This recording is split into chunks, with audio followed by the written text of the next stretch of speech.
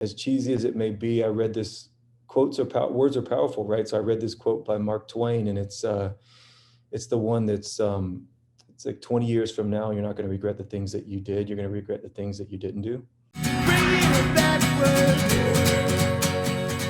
Hey, what's up, Michael? Can you hear me? Yeah, how you doing, man? What's up, man? I'm doing well. How are you? Doing great, brother. Sorry, I had like a minor panic attack there. My stupid camera was being weird, and now like the settings that I had were like it used to zoom. I don't know what happened. I have to like figure out the software behind it. So the rooms looks a bit bigger than normal. You got it. Dude, you have the same shutters that I have, man. Oh yeah? Yeah. Rad. Yeah, the shot's usually tighter, and then I was like freaking out for the past 20 minutes trying to figure out what's going on, but I think I don't know. Anyway, it's besides the point. I appreciate you doing this. No, I appreciate you doing it, man. Seriously. Cool, man. I'm super excited. I read all about you, and I was listening to your tunes and the stuff you have coming out on your new record. I'm stoked. Awesome, dude. Thank you. You're welcome. So I'm Adam, and this is about you and your journey in music and how you got to where you are now. I did see you're born and raised in Florida. Is that correct? Born and raised in a town called Lakeland, which is sort of right in between Tampa and Orlando. It's like right in the middle of the state. Okay. Yeah, middle of the middle. Middle of the middle. How long is it like to get to Orlando and to get to Tampa is about the same distance? Yeah, it's like 40 minutes to Tampa, about an hour to Orlando. And it's the home of Publix. If you've ever been to a Publix, it's where Publix started. That's kind of our. Is that right? Yeah, that's kind of. Wow. Yeah, we have like 6 or 7 Publixes in our town. There's like Publix everywhere, you know. That's funny. That's a great store, I will say. Not that I endorse them in any capacity, but like I'm from San Diego, and my family and I just recently moved to Nashville about a year and some months ago. Okay. And that's the first time I ever experienced a Publix.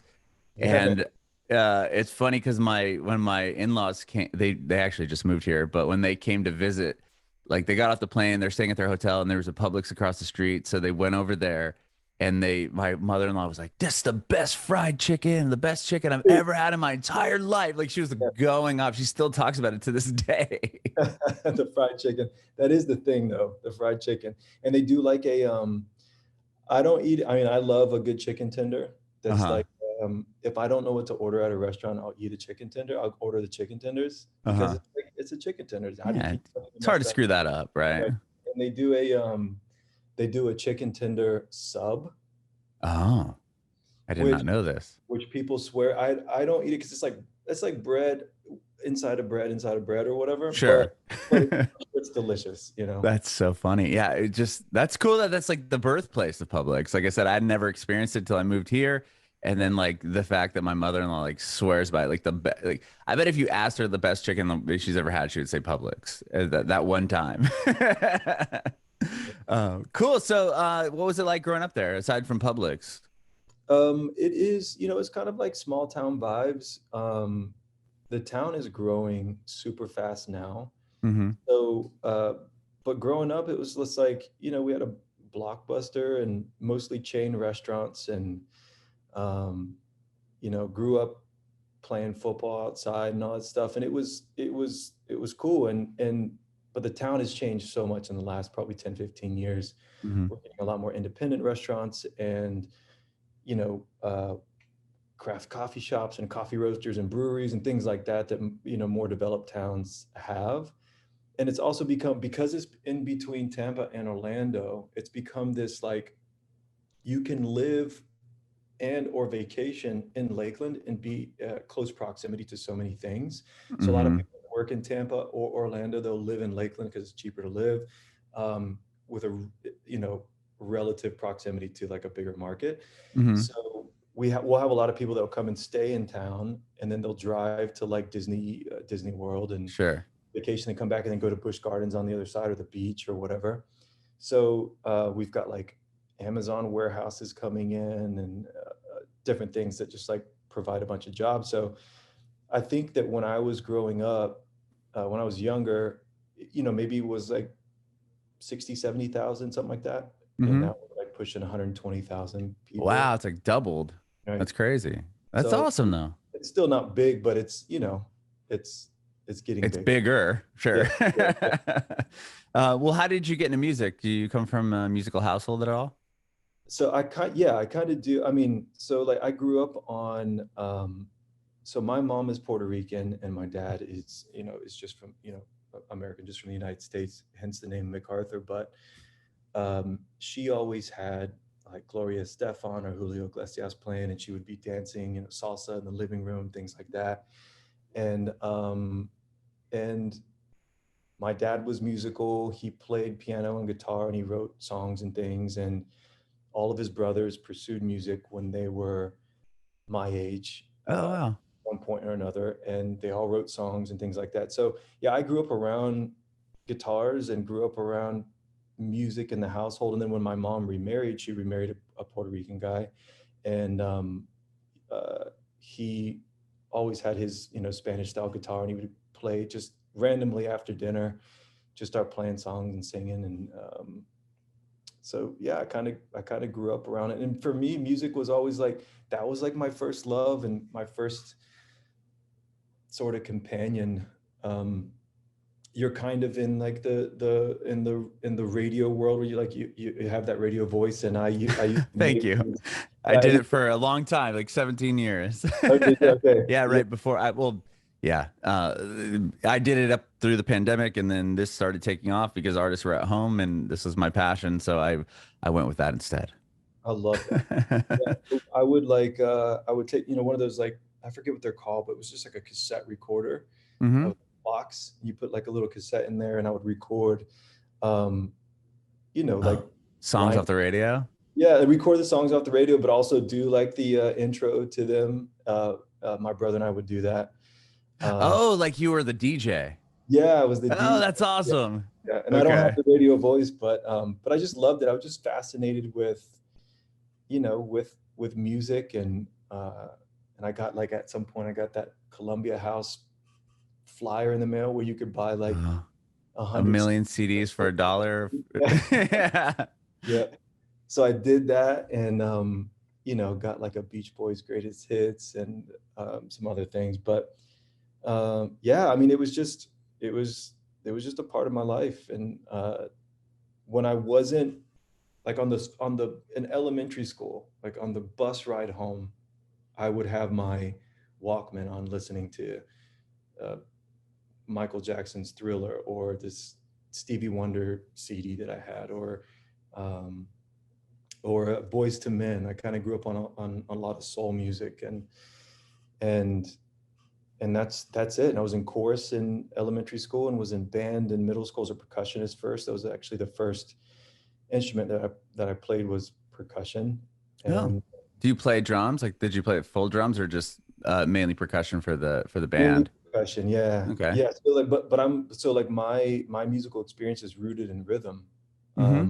and so bass and drums are always my favorite part of any, you know Song or any whatever. Yeah. song. It's just like that, the rhythm of something. Like, if I can feel that, that's the thing that draws me in. So, but it's because of, sort of where I came from. And then, a lot of Spanish music is rooted, salsa and things like that Mm-hmm. are rooted in rhythm. And that's just where I came from. That's cool. And with you said started with percussion, but before that or at all prior, were you playing piano or guitar? I mean, since your dad played. I didn't play, I would mess around a little bit, but I didn't really. My grandfather bought me my first guitar when I was 15. There's Oh a, wow, that's I was cool. That's special. Do you still have it? still have it. It's on the wall in the living room. It's on the wall. Oh I play man, it. I love that. That's amazing. Terrible guitar. I mean, it's absolutely awful. Sounds But like, you'll never get rid of it, right? That'll be the guitar you keep forever. yes, absolutely. It's like a made in Korea Fender acoustic that this kid that I went to high school with was selling. And I used to mow my grandfather's lawn. So I would go over to his house. I would load the lawnmower in the back of my Ford Probe. So you can imagine a Ford Probe with the Um, hatchback. yeah, yeah, I yeah. would Oh stick the wow, I haven't lawnmower heard in of there, Ford Probe in a long time. dude, that was my car. And it was like, I don't know, like red. It was just like a bright red Ford Probe. And the weed eater and the lawnmower and everything is like just like hanging out the back. and I would drive, and by the time I got there, my entire car smelled like gasoline, you know, and I would just unload it. Oh And man, it was a gas mower too. oh yeah, man, yeah. Oh, that's I had a amazing. push mower, and I would mow his yard, and then every time after I was done, I would just kind of go in and spend some time with him. You know, Hmm. 'cause my grandfather's my mom's dad. He was just a hero of mine, and we just a soulful human being. And we would just spend time together, have a sandwich after I mowed the yard or whatever. And then I remember one day I was just like, there's this kid at my school selling a guitar, and I'd really like to learn how to play. And he was like, well, how much is it? It's like, it's $100. I didn't have $100, you know. I was Right. I was mowing the grass to pay for gas, basically, you know. Right, right. And Gas to put in the mower. for gas. Just kidding. And he was like, okay, and he wrote me a check. And I the very next day I took it to school and bought that guitar from that guy. And that's, That's so awesome. yeah. I love that story. And were you at home when you get the guitar, is dad showing you how to play chords or anything like that? Or are you just like, I'm gonna try to figure this out myself? He did. So my parents split when I was 3. So but I would still go visit my dad on the weekends. Okay. And I brought my guitar over, and I was like, I have this guitar, I don't know how to play it. And he showed me like the easiest chords that you could play, like E and E minor and G, and and that's basically how I started. And from there I just, sort of taught myself. I've been Hmm. playing for a long time now, but yeah. Wow. I did read that you, and I think it was your bio or something, you're talking about how you wanted to be the best guitar player and you ended up just writing songs instead of playing guitar, like being the best guitar player. I think Yes. that's like what with songwriting was, did you write lyrics prior to that, like poetry or anything like that? Like, or how did you fall into the kind of the songwriting aspect of it? Well, I think how that came about is, so I had this Stevie Ray Vaughan DVD, Hmm. and it was like an instructional DVD. So it was like a DVD that was like teaching you how to play Stevie Ray Vaughan licks. Oh, wow. And I remember sitting down, and I didn't have an electric guitar, so I was just trying to figure out these licks on the acoustic, and I was like, this is not how it's supposed to be. I can't do this. Yeah. Yeah. But Not to mention trying to like bend like the strings right, and everything yeah. else. But there was something magical about like being able to communicate a message with an instrument that is sort of otherworldly, Hmm. and touch people in that way just was so special to me. But the more I tried to do that, I think it's just kind of like the you wanting to be this, like, I don't know, this like spectacle of a musician. I think that a lot of guitar players have this, like, you want to be able to be on stage and just rip a solo and people go, Sure. "Oh, shit." But the kind of music that I grew up on were always songs, and the kind of music that I connected to were just like singer songwriters, and if I ever went through a breakup or a hard time, there were songs that I would listen to, and those things were the things that carried me through. So I was always a writer. I didn't like school. I did well in school, but I like hacked my way through it. I was Okay. I was the guy that would like read the cliff notes, the period before the test, and then take the test and somehow manage to pass it, Yeah. So you were smart. Well, I was, I don't know, smart, or like, I don't know, just like I had this ability to like figure out the way things worked, Sure. and use that, as opposed to like absorbing what the actual knowledge was. I figured out how to take a test, I guess, is the better way to put it. Okay. And I did. And so, yeah, I started writing songs in high school, and have ever since. And that's like, for me, it's the having the ability to create something that wasn't there before, writing a song, and then just putting it out in the world, and maybe it touches somebody. Hmm. That is like such a great responsibility and power. And it's not about the power for me. It's like because I grew up on that type of music and grew up with those experiences, I wanted to be able to do that for somebody else. And so like there is no better feeling for me than finishing a song, good or not, finishing a song and the thought that one day somebody else might hear this and one day somebody else might um, find some sort of meaning in it, and maybe it helps them with something. I don't Hmm. know. No, I love that. When you started writing songs, was that something that was kind of your thing, like to you, or did you put them out or show people right away? It was all me. Yeah, it was all like I come from a place of terrible stage fright. So like terrible stage fright. So I didn't play my first show until maybe, 10 years after started playing guitar and writing songs. Oh, And wow. I wouldn't even play for my mom. My mom would, she would come home from she was a registered nurse for 40 years until she retired, but she would come home and she was like, Michael, play, sing me a song. I'm like, absolutely not, mom. No way, absolutely not. Hmm. And I just had this thing, and then I would try to force myself to play, and I had this thing where proper stage fright, blurred vision, Oh, throwing up yeah. shows, like dizziness, like the whole thing.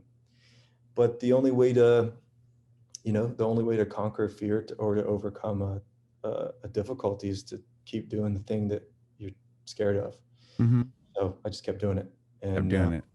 kept doing it, and eventually started putting music out, put out some EPs, played some shows, and um, and went from there. Yeah, I mean, you've got a lot of releases. I mean, you put a handful of EPs out, and then you have one record prior to the one that's coming out. I think September, correct? The new one. Yes, September Oh, 16th. yeah. Okay. So like, once you get to the point where, like, where were you at, or like, how old were you when you actually were maybe not playing the songs for people, but like, did you have like recordings that you were doing in your house, or like something that you showed to somebody? Like, where was the first kind of validation that what you were doing people would resonate with and kept you going forward? So I started playing when I was 15 and writing songs, and then when I was 18, I did a semester of college in Gainesville. My brother was at UF, Okay. and I went up there and I went to the community college there and lived with my brother and my best friend at the time. And we had this software called Magic's Music Studio. It's Okay. I like, don't know that one. yeah, dude, it was like, I think we got it. I don't remember where we bought it from, but it was super cheap, and we were on a just like a standard PC, and my brother and I would make these songs, just like random hip hop songs, or just like funny stuff, and Hmm. and we would play them for friends, and people would just love them. And but the first like I think that first EP was really the first go like the first time that I had an experience where I wrote songs and released them, and people were like, "Oh man, this is good. You should keep doing this." That was 2012. So I was um uh 26. Okay. Yeah. Wow. Because you did a venture with your brother, right? You had like started a coffee shop or coffee, something with coffee, right? Yes. Yeah, we Okay. opened there's it's still open here in my hometown. It's called Black and Brew, and it's a coffee house, sandwich, salad place. Cool. And I was 19 and my brother was 22 when we first started working on it, and opened it, and that was like I was always trying to find an excuse to not have to do music for a living. Hmm. So when when we opened that place, I instead of doing the music, I was the person responsible for setting up live music in the shop. Oh, you like booked people. I booked people, and I loved it because I would work, at the time when we first opened, we were working 70 or 80 hours a week each. Yeah. And but I would stay for the show. I'd get up at 5 o'clock in the morning, work all day, and still stay for the show at night and run Hmm. sound. And it was sort of my way to stay connected to music, even though I wasn't pursuing it myself. Hmm. And did the coffee shop for a few years with my brother, and then at some point, um, as cheesy as it may be, I read this words are powerful, right? So I read this quote by Mark Twain, and it's the one that's it's like 20 years from now, you're not going to regret the things that you did. You're going to regret the things that you didn't do. Mm-hmm. And I read that quote at just the right time, and literally a week later, I quit. Wow. Yeah. You're just like, okay, that's it. I'm doing music. And then from there out, wow. You had to walk around because the coffee shop is in downtown. I had to walk around downtown with my brother, and I was like, hey man, you know, music has been my first love most of my life, and I need to try. Mm-hmm. It was like this heartbreaking thing, but also, you know, it's bittersweet. Sure. So he continued on with that, and I continued on with music. And do you just go from there? I mean, obviously, okay, now, you know, I'm just doing music full time. Where do you go? Do you try to go into a studio and record something? Like, what's your first move? And then how, like, tell me a little bit about like moving forward to where we are now with your career. Yeah. So for that first EP, I did a Kickstarter campaign to fund it. Oh, wow. And which was an experience, and but it worked, and that's cool, man. To even get it to work, that's incredible. Yeah, it was a lot of begging, basically, you know, Sure. and I had a lot of people that and still do have a lot of people that believe in me and supported me. So did the Kickstarter campaign, and there's this studio here in my hometown called the Vanguard Room, and I recorded my first EP there. So, you know, wrote 5 songs and went in and recorded them and did a release show, and then started playing any kind of gig I could sort of get. Mm-hmm. And then after that, made another EP, did another Kickstarter campaign, spent savings, you know, yeah, the whole thing. And it was all very ad hoc and grassroots, which was sweet. And I had this thing where I would send emails to artist agents, and I would say, hey, I see you have a show coming in Tampa. I'd like to open up for who, you know, insert the artist name. I don't need to be paid. I'll even help you guys load in, just as long as I can sell some merch. And that worked for a long time. I got to open up for some pretty cool people, Shaky Graves and wow, Judy Collins and Richard Marx and Delbert McClinton and various people all around the country, and did that for a while and just kind of traveled around in my Honda Civic, sometimes sleeping in it. And sure, we'll just show up and play a 30-minute show and then move on to the next one. That's awesome. That's a great idea. I mean, to approach the booker, or not even the booking agent, like the agent that's representing the band. I mean, like, hey, I know you're playing here. Do you think I could? And 9 out of 10 times, I'm sure they're just like, sure, man, you want to help us out? Why not? Get up on the stage. I mean, that's so cool. That's a brilliant idea. Yeah, I actually got in. So I wrote. So do you know Richard Marx? He's like. Yeah, I know that. Yeah. And yeah, I mean, he's written these like classic, like incredible songwriter, and not necessarily, in the same genre, but he was a guy that I was familiar with and loved his music. And I wrote his agent, and he actually wrote me back personally. He was like, dude, I was blown away by your email. Come, I don't usually have an opener, but come open up these 4 dates in Florida that I have. And I did. So that's so cool. Yeah. I mean, like the power of just asking, right? I mean, if you wouldn't even reached out, and it's interesting how I've heard stories like that before where, if you just ask, right? Like a lot of people may have been like too intimidated or like, oh, well, I'm not going to send him an email or them an email because they're not going to respond to me. But a lot of the times artists like that love that stuff. Like, oh my gosh, like somebody, because they were you at one point, right? Right. They did, like Richard Marx didn't just wake up one day and have hits and, millions of fans. It's like he started where everyone else did.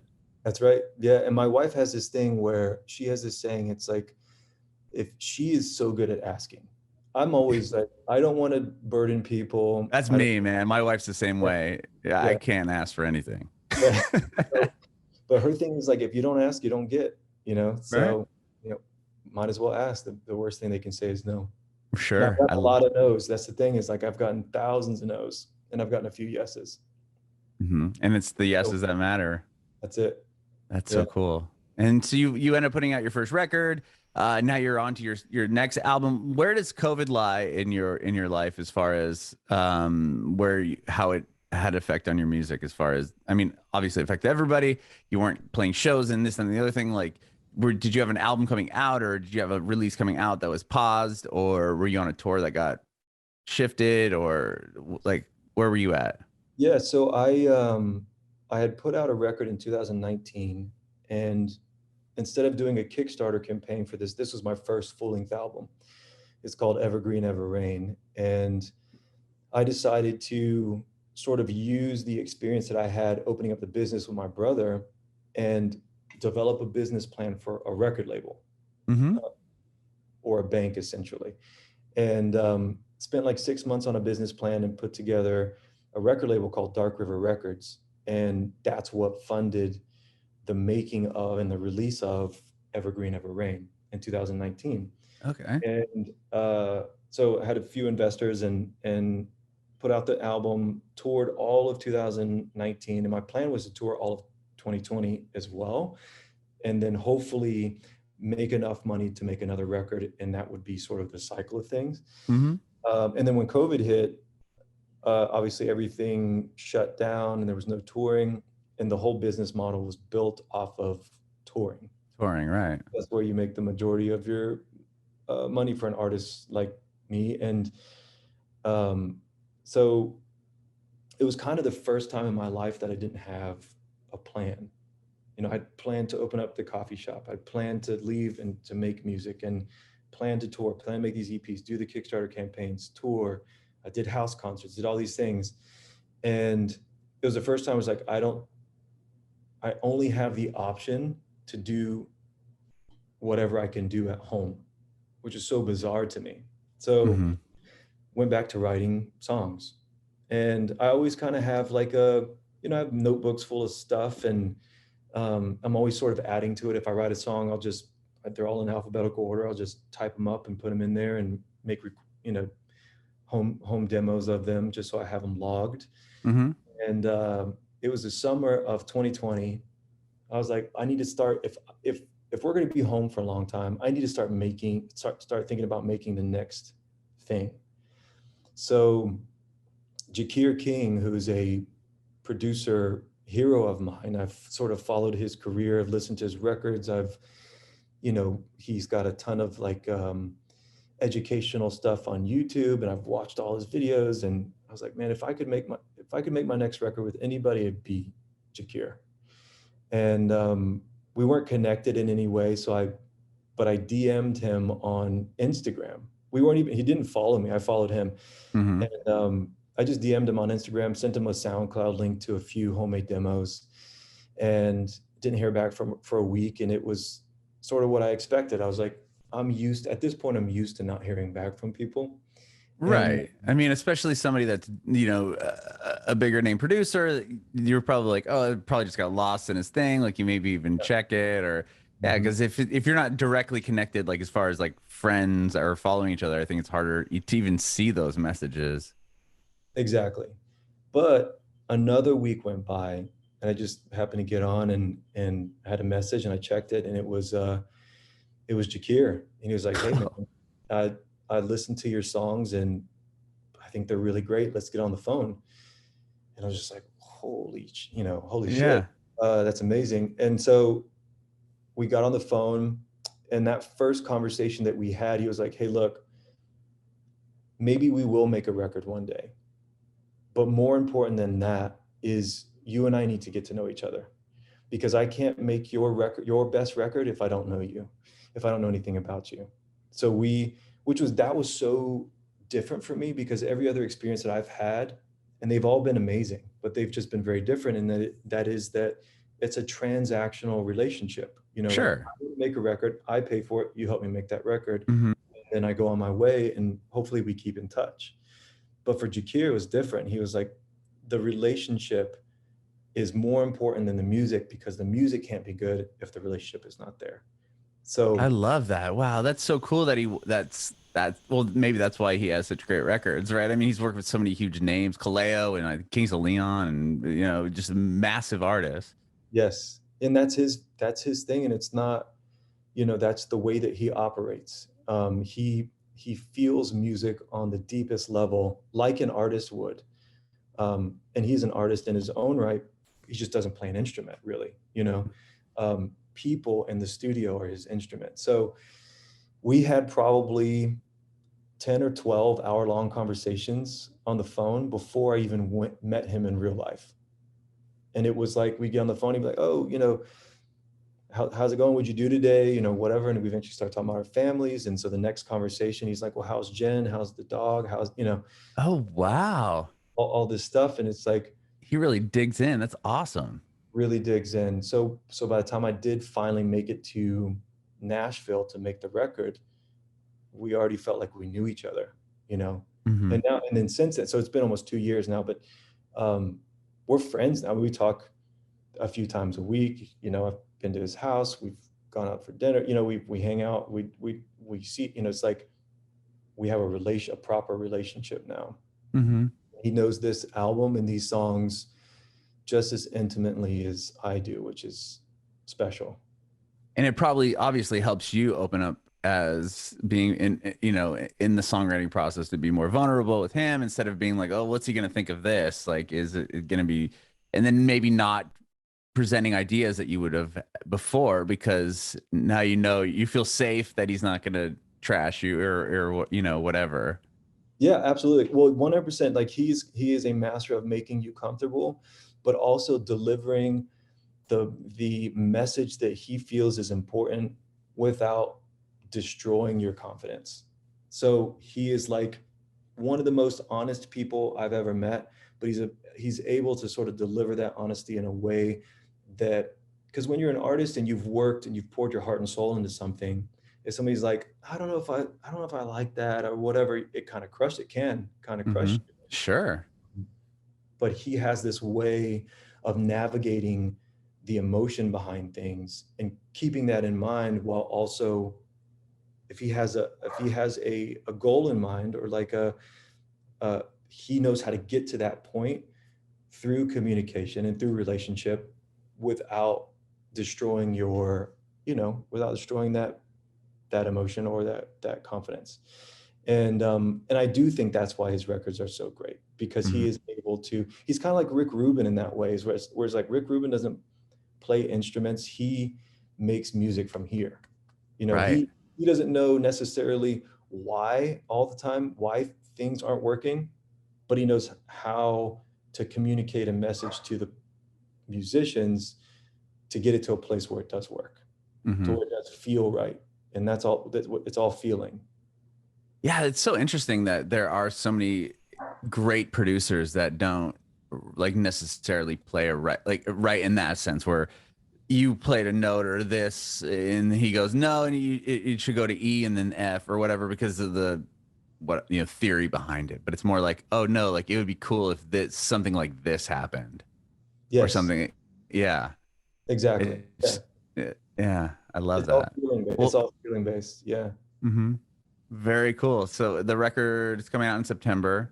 In September. Um, are you doing shows around it or a tour around it? Yeah. So hopefully, so Jacquire, once we finished the album, he was kind of like, dude, I can't promise you anything, but I love this album and I love you and I want to help you in any way that I can make this successful. Hmm. So he started sending it to people that he thought should hear it, and he sent it to a company called Transoceanic Records. And this is long story short, but they loved it, and long story short, signed my first record deal with them. Jacquire started a management company with a guy named Rich.